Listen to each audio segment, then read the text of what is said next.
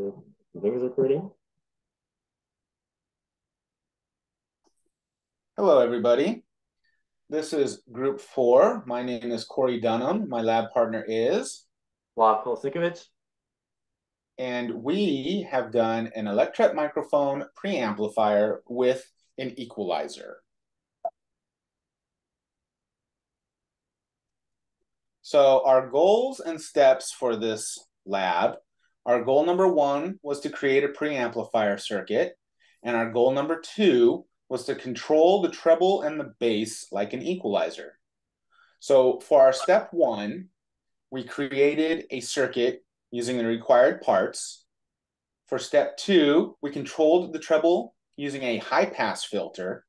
And for the second part, we used a low-pass filter to control the bass, which you will see in just a moment.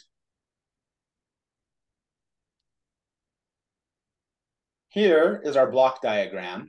As you can see, the audio input goes into our preamplifier circuit. From there, it goes into our low-pass filter or our high-pass filter for the bass or for the treble. Those two filters combine into the summing amplifier, and we get an output. Here is what our preamplifier circuit looks like. You can see on the left-hand side that we started with 5 millivolts. And we have a gain of about 50. Our peak to peak is 500 millivolts. So our gain of 50 takes us from 5 millivolts to 250 millivolts. Here is a schematic of our high-pass filter. We have it set to our filter frequency being 1K. Here is our low-pass filter. Also, our filter frequency set to 1K for this particular filter. Here is our summing amplifier, where we get the outputs from our low and high pass filters. The summing amplifier is what puts the frequency together for an output so that you can actually hear the music or audio or whatever it might be.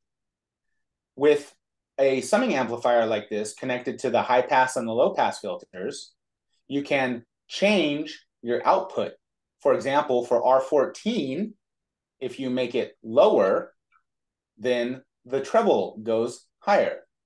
The same with R15. If you want to make the bass come through more, you lower the resistance. And for the master volume or the gain of the summing amplifier, you can change R13 and get higher or lower volume. So in conclusion, we created our preamplifier circuit along with the two filters, the high pass and the low pass. We combine those outputs into a summing amplifier, and we get our overall output, which you will see when we demonstrate the circuit.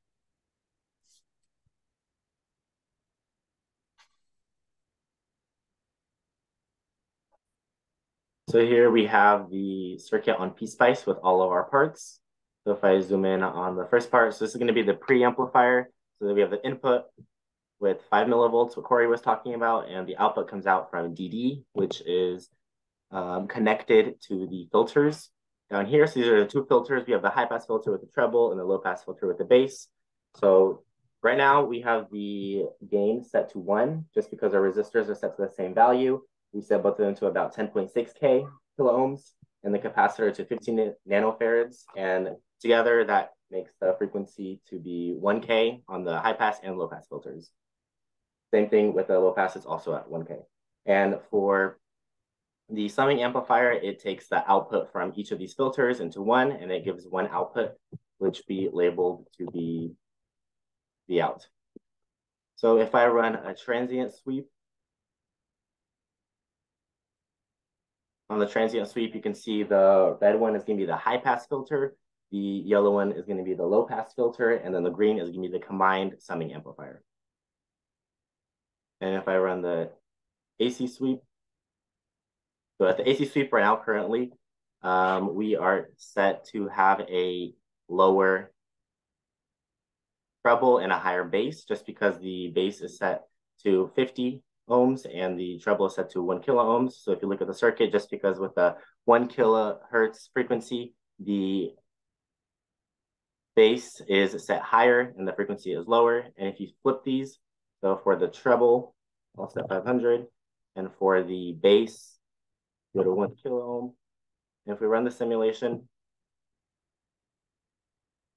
then since the treble is set to 500, the treble is higher and then the bass is a little lower. So this is our circuit for the equalizers.